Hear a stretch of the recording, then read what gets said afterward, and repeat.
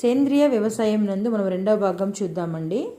కాలక్రమేణా అత్యధికంగా రసాయనిక ఎరువుల వినియోగం తన మరొక చీకటి కోణం చూపించడం మొదలైంది. అధిక మొత్తం రసాయనిక ఎరువులు, క్రిమిసంహారకులు వాడటం వలన వ్యవసాయ భూమిని తన సారాన్ని కోల్పోయింది. అంటే ఎక్కువ ఈ ప్లాస్టిక్ ద్వారా కూడా మనకి చాలా ప్రాబ్లం జరుగుతుందండి. వ్యవసాయం క్షీణిస్తుంది. వ్యవసాయ ఖర్చులు అధికమైనందువలన రైతులు రుణాలు ఊబిలో చిక్కుకొని వేరే మార్గం లేక ఆత్మహత్యలు కూడా పాల్గొన్నారు. అంటే వాళ్ళు ఆ యొక్క అగ్రికల్చర్ కోసం వాళ్ళు ఏం చేస్తారంటే లోన్ తీసుకొని అది కట్టకుండా చాలామంది చనిపోయారండి.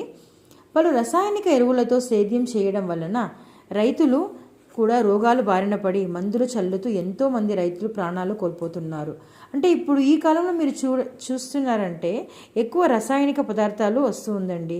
సో దానివలన ఏం జరుగుతుంది, అన్ని కాయగూరలంతా నశించిపోతుంది, పంటలంతా పాడైపోతుందండి.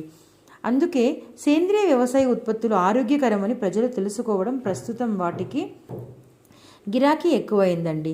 సో ఎప్పుడు సేంద్రియ వ్యవసాయమే చాలా మంచిదని మనకి ఇక్కడ చెప్తున్నారండి. సేంద్రియ వ్యవసాయం చూడండి, అంటే ఎటువంటి రసాయనిక ఎరువులు, పురుగుల మందులు వాడకుండా కేవలం ప్రకృతి సిద్ధమైన ఎరువులు మాత్రమే వాడేదండి. వేపపిండి, సహజ సిద్ధమైన పదార్థాలు వాడి పంటలు పండించడం, తర్వాత సహజ వనరులను ద్వారా భూసారాన్ని పెంపొందించడానికి సేంద్రియ వ్యవసాయంలో 2 పద్ధతులు కలదండి. మొదటిగా ఈ పద్ధతి కేవలం ప్రకృతి సిద్ధమైన ఎరువులు, అంటే ఎండిన ఆవు గేదె పేడే మరియు ఆకు తుక్కు మరియు వర్మి కాంపోస్ట్, అంటే వానపురుగులు తెలుసు కదండి మీకు, అదే వీటి నుండి జరిగేదే మనకు మొదటి పద్ధతి. రెండో పద్ధతి చూస్తారంటే గో ఆధారిత పద్ధతి లేదా సుభాష్ పాలేకర్ పద్ధతి అంటారు. ఇందులో సేంద్రియ వ్యవసాయం జీవామృతం అనే సహజ రసాయంతో సాగుతుందండి. ఇవి కీటక నాశనములుగా నిమాశ్రం, బ్రహ్మాశ్రం, అగ్ని అస్త్రం అనే సహజ రసాయనాలు వాడబడుతున్నాయండి. చూసారా సేంద్రియ వ్యవసాయం అంటే ఎంత ముఖ్యమైనదని మనకి ఇక్కడ చెప్తున్నారు. ఇక్కడ చూడండి, సేంద్రియ వ్యవసాయం వల్ల కలిగే లాభాలు మీరు దీన్ని తప్పకుండా మీరు నోట్ చేసుకోవాలని నేను మిమ్మల్ని కోరుకుంటున్నానండి. ఇక్కడ చూడండి, వానపులుగులు న్యాచురల్గా మనము ఈ యొక్క వానపులుగులను చేస్తారు కదండి. మీకు తెలిసింటే నాకు కమెంట్ చేయండి ఎలా చేయడం అనేసి.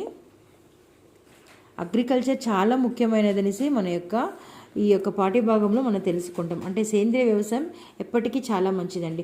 అంతేకాకుండా మనం తినే ఫుడ్లో కూడా, ఆహారంలో కూడా అండి, ఎప్పుడూ సేంద్రియ వ్యవసాయంకి తగినట్టువి తింటే చాలా హెల్తీగా ఉంటాము. అలా లేకుండా మనము ఈ హైబ్రిడ్లు మరియు వేరే ఐటమ్స్ తినేకి వెళ్ళేటప్పుడు మనకి డిఫరెంట్ కైండ్స్ ఆఫ్ డిసీజ్ కూడా మనకి వస్తుందండి. మీరు ఈ పాఠ్యభాగ సారాంశాన్ని తప్పగా తెలుసుకోవాలని మిమ్మల్ని కోరుకుంటున్నాను. ధన్యవాదములండి.